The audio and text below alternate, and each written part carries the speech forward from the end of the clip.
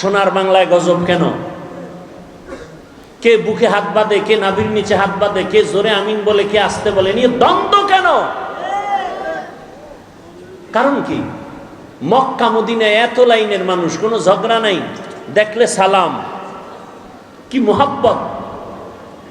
বাংলাদেশে এই গজব কেন, এই অভিশাপ কেন? এত ঝগড়া কেন? তারাবি নিয়ে ঝগড়া, মানুষ মরে গেছে জানাজায় যাবে, সেখানে নিয়ে ঝগড়া, আলহামদু পড়বেন না পেছনে পড়বেন না, এ নিয়ে আর এক ঝামেলা। এটা শুধু আমাদের অন্তরে তাকওয়া বেশি, এই জন্য না হিংসা। হ্যাঁ, উল্টা আমাদের বলে আমরা হিংসা করি। ভণ্ডদের বিরুদ্ধে কথা বলা সুন্নত, হিংসা কেন? বাতিলের বিরুদ্ধে কথা বলা কোরআনের আইনে ফরজ, রসুলের আইনে সুন্নত। হিংসা না সুন্নত? নবীজি বাতিলের বিরুদ্ধে কথা বলেন নাই? সাহাবায়ে কেরাম বাতিলের বিরোধিতা করেন নাই? তা আমরা ভণ্ডদের বিরুদ্ধে কথা বললে হিংসা না এটা রসুলের আদর্শ? তাহলে ইসলামের ক্ষতিটা কারা করতেছে হিসাব করা দরকার। এগুলোর থেকে আমাদের এক হতে হবে। আমরা কালেমার মুসলমান। আমাদের আল্লাহ কতজন?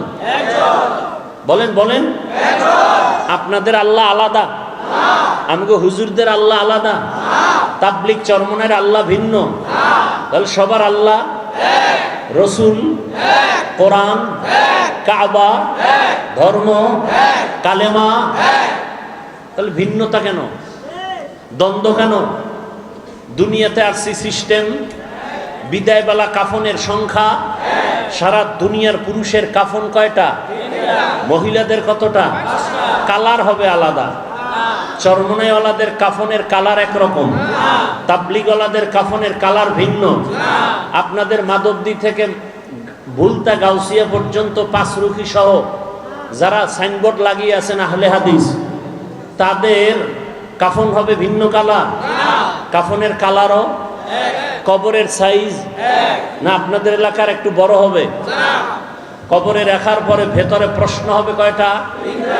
সব আপনার প্রশ্ন আমার প্রশ্ন ভিন্ন ভিন্ন, সবার বেলায় একই প্রশ্ন, কথা ঠিক?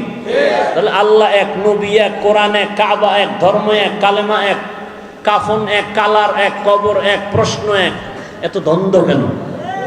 আর দ্বন্দ্বটা সোনার বাংলায় কেন? আপনারা মক্কা মদিনার খবর জানেন। সারা দুনিয়ার যত লাইনের মুমিন মুসলমান আছে, এরা মক্কায় হজে আসে না? আসে। এক ইমাম নামাজ পড়াচ্ছেন, পেছনে হাজারো লাখো কোটি মুসলমান নামাজ আদায় করতেছেন। কেউ বুকের উপরে হাত বাঁধিয়া, কেউ নাভির নিচে, কেউ হাত ছেড়ে দিয়া দাঁড়িয়ে আছেন। কোথায়? মক্কা মদিনায়। আবার কেউ নামাজের ভেতরে কেরাত চলতেছে ইমাম সাহেবের, সবাই নামাজে, সেও নামাজে, মোবাইলে কল আসছে, বের করে কথা বলতেছে, আবার পকেটে রাখছে, নামাজ এখনো যায় নাই। কেউ আবার সেজদায় যাওয়ার আগে পকেট থেকে একটা কাঠের টুকরা বের করে কপালের নিচে দিছে, ইবলিস সেজদা দিয়া জমিন নাপাক করেছে, এজন্য কাঠের উপরে কপালে সেজদা দেয়। এই যে এত লাইনের মানুষ মক্কা মদিনায় আসে বছরে বছরে, আপনারা পত্রিকায় কোনোদিন ফেসবুকে দেখেছেন যে এত লাইনের মানুষ এক জায়গায় হওয়াতে কিলাকিলি ঝগড়ার কারণে 5 জন মরে গেছে? বলেন। সোনার বাংলায় গজব কেন? কে বুকে হাত বাঁধে, কে নাভির নিচে হাত বাঁধে, কে জোরে আমিন বলে, কে আসতে বলে, নিয়ে দ্বন্দ্ব কেন? কারণ কি? মক্কা মদিনায় এত লাইনের মানুষ, কোনো ঝগড়া নাই, দেখলে সালাম, কি মোহাব্বত।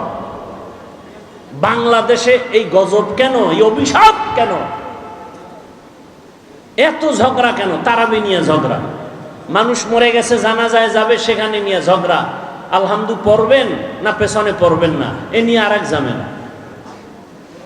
এটা শুধু আমাদের অন্তরে তাকওয়া বেশি, এই জন্য না হিংসা। হ্যাঁ, উল্টা আমাদের বলে আমরা হিংসা করি। ভণ্ডদের বিরুদ্ধে কথা বলা সুন্নত, হিংসা কেন?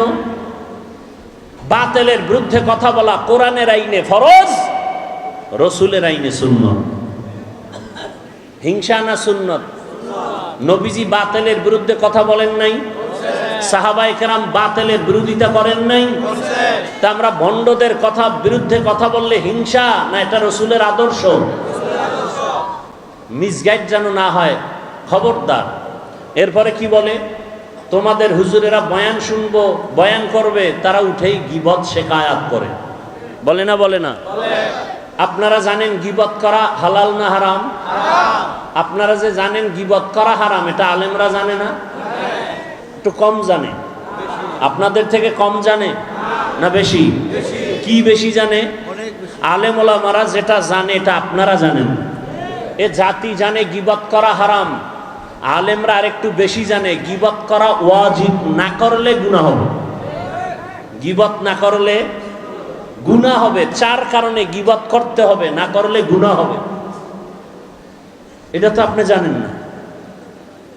ইসলামের ব্যানার নিয়া, ইসলামের কালেমা নিয়া, ইসলাম নিয়া যারা ময়দানে ভেজাল ছড়ায়, উম্মতের মাঝে ডিভাইডেড তৈরি করে, দ্বন্দ্ব ছড়ায়, তখন আহলে হক আলেমের উপরে দায়িত্ব ওই ভণ্ডদের মুখোশকে উন্মোচন করা। এটা গীবত হলেও সওয়াব। এটা গীবত হলেও সওয়াব।